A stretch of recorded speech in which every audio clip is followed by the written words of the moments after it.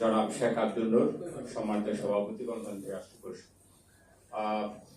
এখন আপনাদের সামনে গণতান্ত্রিক রাষ্ট্র পরিষদের পক্ষ থেকে সংক্ষিপ্তভাবে মূল্যবান বক্তব্য নিয়ে আসছেন গণতান্ত্রিক রাষ্ট্র পরিষদের কেন্দ্রীয় কমিটির সংগ্রামী সদস্য, উত্তরা ইয়োগা সোসাইটির সভাপতি মাসুদুর রহমান মল্লিক।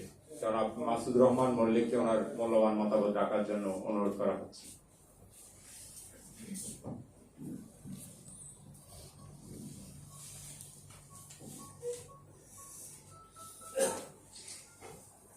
গণতান্ত্রিক রাষ্ট্র পরিষদ কর্তৃক আয়োজিত আজকের অনুষ্ঠানের সম্মানিত সভাপতি, বিপ্লবী ওয়েলফেয়ার পার্টির সাধারণ সম্পাদক সম্মানিত সাইফুল হক ভাই এবং আরো যারা নেতৃবৃন্দ আছেন, তাদের সবাইকে সালাম জানাচ্ছি।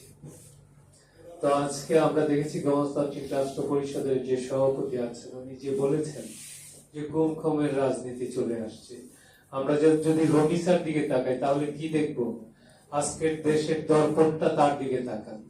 পুরো জাতি আজকে অশ্রুসিক্ত এবং তার গার্ডিয়ান কি বলছে, তার বাবা কি বলছে, আমি আল্লাহর কাছে বিচার দিলাম। তার মানে কি দেশে কি অবস্থা চলছে আমরা এখানে বুঝতে পারি যে সরকারের কাছে কোনো বিচার নাই, আইন চলছে না, কোনো কিছুই চলছে না।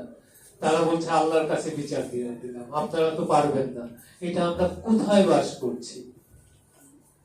আজকে এই জুলাই সনদ নিয়ে কথা বলছে। জুলাই সনদের যে ভালো ভালো দিকগুলি আছে এটা কেন এই সরকার এটা ভণ্ডুল করে দিল? গুম খুমের রাজনীতি, গুম খুমের যে আইনটা ছিল সেটা রদ করে দেওয়া হলো কেন? গুম খুম কি আবার আসার জন্য দেশের মধ্যে? বিচার বিভাগ, স্বাধীন বিচার বিভাগ, সচিবালয় সেটাও বন্ধ করে দিল। এটা কি হচ্ছে? আমরা কি সেই শহীদ জিয়াউর রহমানের তারেক জিয়াকে দেখতে পাচ্ছি?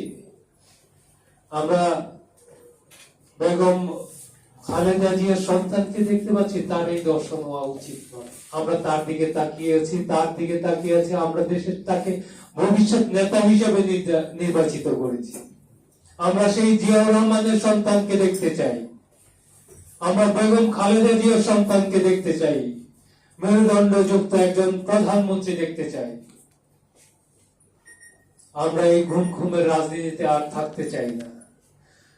তাদের বর্তমান সরকারের কাছে আমাদের প্রত্যাশা থাকবে যে জুলাই সনদ সেটা বাস্তবায়ন করে সেটা ভালো ভালো দিকগুলিকে আপনারা কেন রহিত করেছেন সেটা আমরা বুঝতে পারছি না। আমরা যদি 91 এর দিকে তাকাই তাহলে কি দেখবো? তখন ব্যারিস্টার ইশতিয়াক বর্তমান যে সচিবালয় আছে বিচার বিভাগে সেটা পৃথকীকরণ করেছিলেন। কিন্তু বর্তমান সরকার, বিএনপি সরকার ক্ষমতায় আসলো যে এটা তাদের রাজনৈতিক ম্যানিফেস্টো, আমরা এসে এটা করব, কিন্তু তারা করেন নাই। তাদের স্বার্থে আইনকে ব্যবহার করেছেন এবং এই আইন দ্বারাই তারা নির্যাতিত হয়েছেন। আজকে যে আমরা তারেক জিয়াকে দেখতে পাই জেলখানায় ছিলেন, খালেদা জিয়া জেলখানায় ছিলেন, তার এই শোচনীয় কাজগুলি ছিল সেই সময়কার সচিবালয় পৃথকীকরণ না করাটা। আজকে তারাও কিন্তু সেই আইনের দ্বারা নির্যাতিত হয়েছেন। তারা যে আইন দ্বারা তারা নিজেকে ভেবেছেন যে আমরা এই আইন দ্বারা আমরা আমাদের নিজেদের ভাবে আমরা আমাদের অধিকার অর্জন করব, কিন্তু পারেন নাই।